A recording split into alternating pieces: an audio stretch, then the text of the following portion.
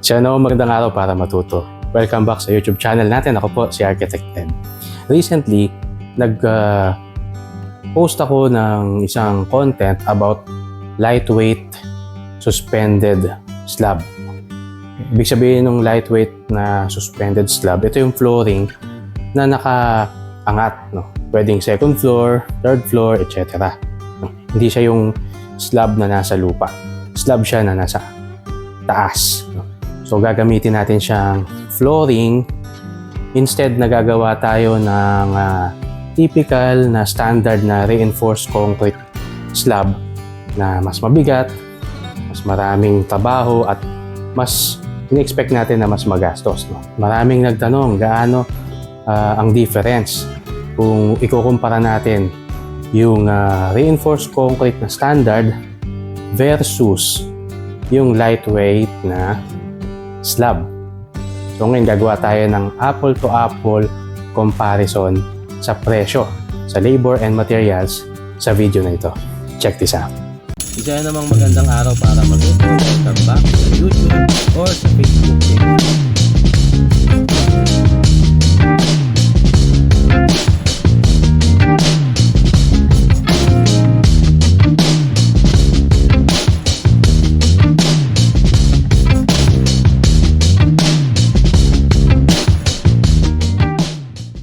Okay, so ngayon ipapaliwanag ko sa inyo itong dalawang model na ito na i-compare natin dahil nga apple to apple ito.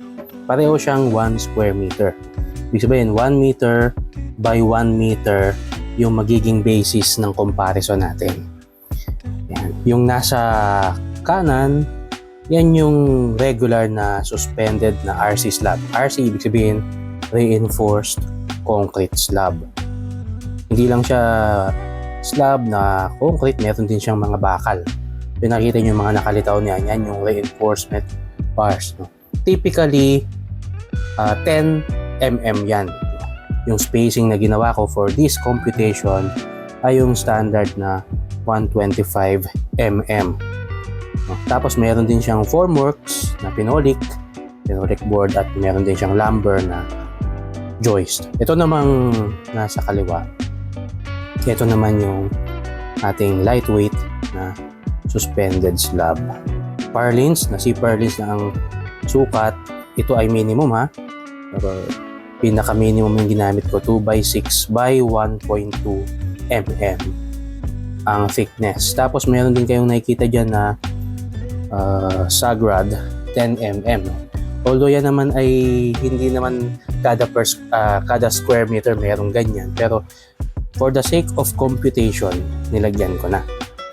Okay, so ngayon, umpisahan natin yung computation proper. Una, puntahan natin itong components ng standard na RC o reinforced concrete na suspended slab. Ang mga main components nito ay concrete, syempre, no? Ng timpla ay cement at yung aggregates niya, sand and gravel. No? Yung gravel, yung usually 3/4 na crushed o durog na graba. Siyempre, meron din siyang steel reinforcement bars. Sa case na ito, itong computation na gagawin natin, we will be using 10 mm diameter rebars. Meron din siyang tie wire, siyempre pang tali doon sa mga bakal na alambre. Common ay number 16 yung gauge. At syempre hindi naman lulutang yung concrete na yan. Kailangan meron siyang formworks kapag binuhos. So ano yung composition ng formworks? Form boards, nasa yun yan kung anong gagamitin mo. Pwede kang mag phenolic board or pwede kang mag plywood. Pero dito sa computation na to, yung common na ginagamit na kasi yun is phenolic board. Tapos lumber. Ang mga available sizes ng lumber na karaniwang ginagamit sa paggawa ng suspended RC slab ay 2x4, 2x3, tsaka 2x2. So yung kombinasyon na yan, yung gagamitin natin sa computation nito. At saka syempre yung shoring. Yung shoring, ito yung tukod na karaniwan, kahoy din. So yan ang gagamitin natin sa computation natin for this video. Next, puntahan na natin yung cost. Ang concrete na kinumpute natin, siya nga pala yung thickness nitong ginawa nating reinforced concrete ay 125 mm. So yun naman yung karaniwan na ginagamit na thickness sa suspended concrete slab. So kinumpute natin yung volume. Ang volume ng concrete dito is 0.125 cubic meters at 612 pesos and 50 centavos. Kinumpute na rin natin yung kilograms ng 10 mm na kailangan para sa sukat na ito, which is 9.85 kilograms ng bakal, na ang total price niya ay 443 and 25 centavos. Yung foam board na ginamit natin is 1/2 inches na phenolic board, 1/2 inch at 298 pesos and 61 centavos. Yung lumber naman na ginamit natin ay 2x4, kasama na rin yung shoring, na ang total na kinumpute natin is nasa 35 board feet. So, ang presyo niya nasa 1,900 or 1,093. 1,093 pesos and 75 centavos. Maglagay tayo ng ibang mga allowance, no? At sa pako, sa tie wire, ginawa natin yan mga 125 pesos. So, pag tinotal natin lahat ng ito, ang material cost na nagamit natin sa isang 1x1 or 1 square meter na suspended RC slab ay 2,573 pesos and 11 centavos. Computin naman natin kasama na yung labor. Para sa labor, ito ay mayroong inassume tayo na 1,550 pesos ang labor cost para sa isang square meter. Paano natin na-compute yan? Siyempre, may mga past projects na tayo at dinivide natin yan sa 1 square meter at yan ang lumabas sa labor. So, yan ay isang proven na computation. So, ang total para sa labor and materials sa suspended reinforced concrete slab is 4,123 pesos and 11 centavos. Lipat naman tayo sa lightweight slab. Concrete din siya. Ang ginamit nating main components dito is cement and sand. Bakit cement and sand lang?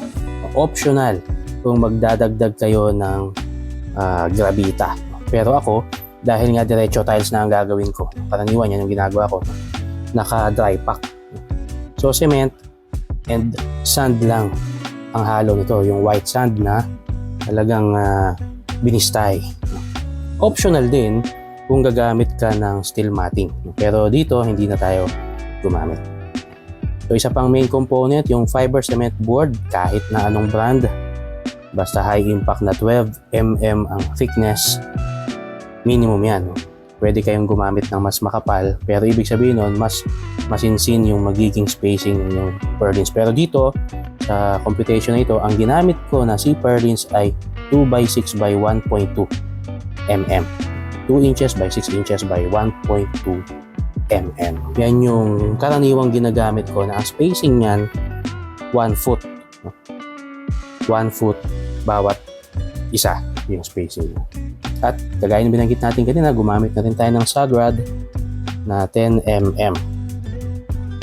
So yan yung ating mga components. Pwede rin kayong gumamit ng tubular section na GI o kaya ay black iron. Pero mas mahal yun. So para sa computation na ito, gamitin natin yung karaniwang ginagamit ko, which is 2x6 by 1.2 GI C-purlins. So presyo na tayo ngayon, no? Ang cost ng cement and sand at 0.05 cubic meters, dahil nga ito ay 2 inches ang thickness, ang presyo niya ay 195 pesos lang. Yung fiber cement board na 12mm sa sukat na yan, 1x1, ay 340 pesos.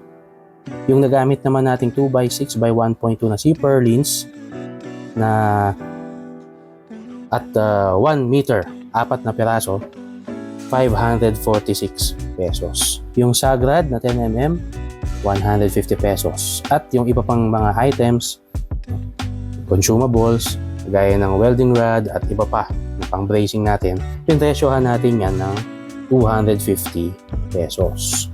So anong total? Ang total material cost para sa ganitong sukat na 1x1 na lightweight slab ay 1,481 pesos. Compute naman natin yung labor na sa ganyang sukat at ayon dun sa mga nagawa ko na, ang isang square meter ay 950 pesos ang labor cost. So i-add natin yan dun sa 1,481 na material cost. Ang total, 2,431 only. So mahigit kalahati, no? Ang difference, no?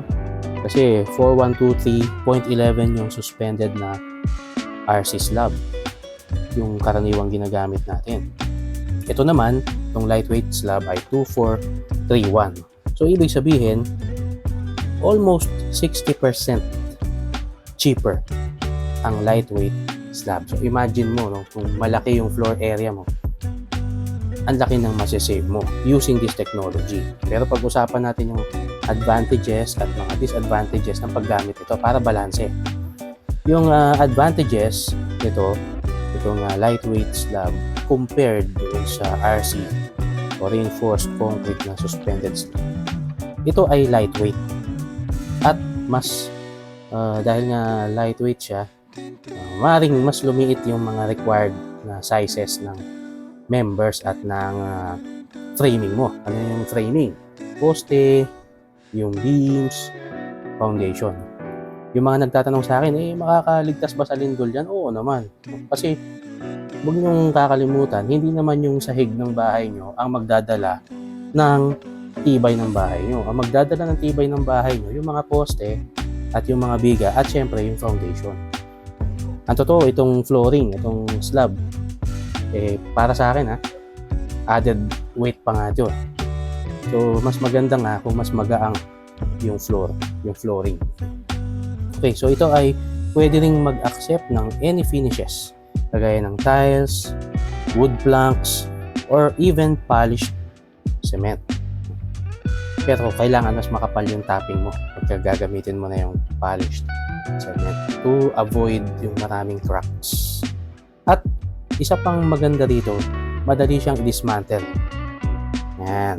Can be reused and dismantled easily. Diba? Mag-renovate ka. O, madali lang siyang dismantle. Tapos pwede mo siyang gamitin ulit. Diba? Yung, lalo na yung framing. Siyempre, yung part na concrete, yung component na konkreto, durog na yan. Disadvantages naman.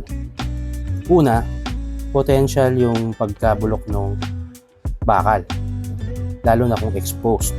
So yung rusting niya over time ay pwedeng mangyari kung hindi properly painted. So I suggest pipinturahan nyo siya ng epoxy primer or epoxy paint.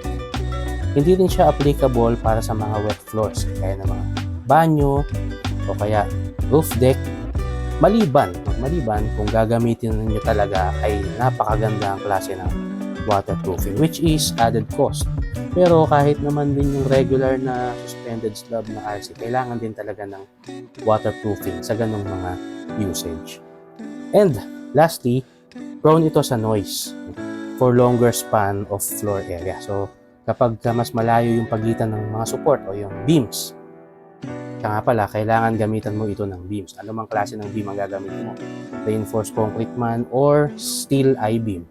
Kung paano sinusuportahan yung regular na RC suspended slab, ganun din yung support nito. Meron din siyang beam, may poste, at merong mga girders.